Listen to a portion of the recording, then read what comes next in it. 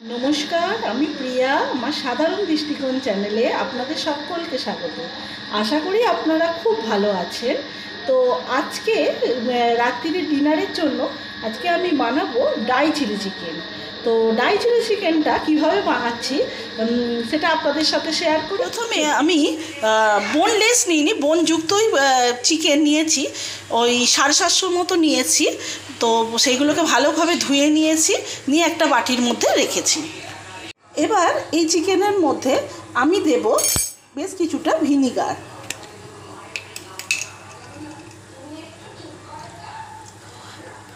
এবার দেব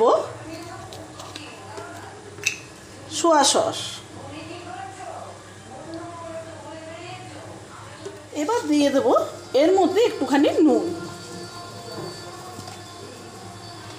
এবার এর মধ্যে দিয়ে দেবো একটুখানি আদা রসুন বাটা,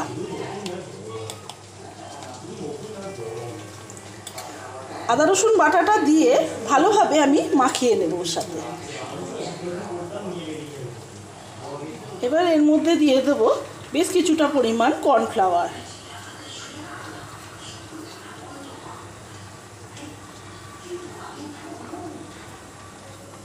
আর দেব একটা ডিম ফাটিয়ে দেব। এবার এইগুলোকে খুব ভালোভাবে মাখিয়ে নেব।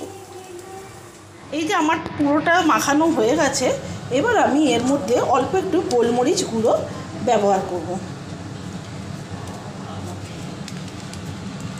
গোলমরিচ গুঁড়ো দিয়ে দিলাম, দিয়ে আবারও একটু ভালোভাবে মাখিয়ে নিয়ে এবার আমি ডিপ ফ্রাই করে নেব।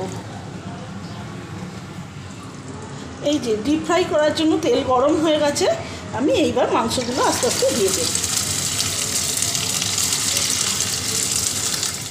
এই যে এগুলো ডিপ ফ্রাই হয়ে গেছে, এবার আমি এগুলো, এই যে আমার এই যে ডিপ ফ্রাই করে ভাজাগুলো রেডি হয়ে গেছে।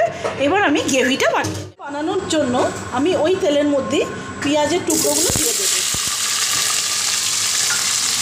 দিয়ে একটু ভালোভাবে একটু নাড়াচাড়া করে নেব।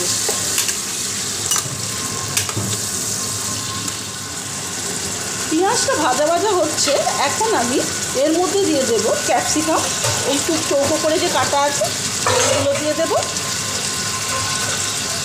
আর দেব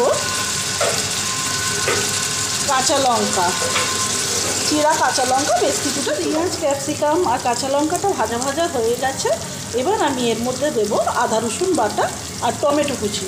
টমেটো কুচিটা আগে দিয়ে দিলাম,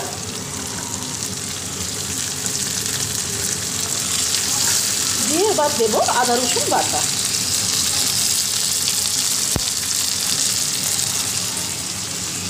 খুব সামান্য পরিমাণে আদা রসুন বাটা দিলাম, দিয়ে ভালোভাবে এটাকে কষিয়ে নেব।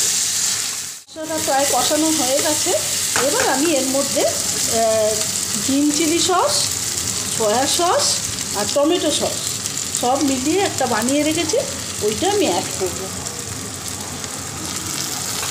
আর দিয়ে দেবো ওর মধ্যে চিনি, বেশ কিছুটা পরিমাণ চিনি দিয়ে আবারও ভালোভাবে এটাকে মিক্স করে নেবো। তাহলে আমি দিয়ে দিয়েছি।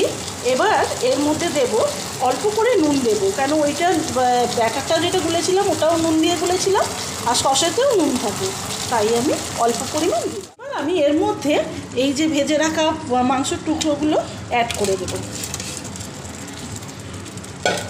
দিয়ে আবারও ভালোভাবে এটাকে মিক্স করে নেব।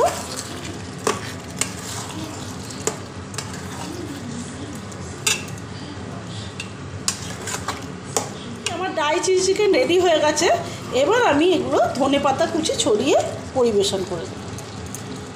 এই যে ডাই চিলি চিকেন আমার রেডি হয়ে গেছে। তো আজকের ভিডিওটা আমি এখানেই শেষ করলাম। এই ভিডিওটা বানালাম, এটা আপনারাও বানিয়ে দেখতে পারেন, পোলাও বা নান সবের সাথে এটা খুব ভালো যাবে।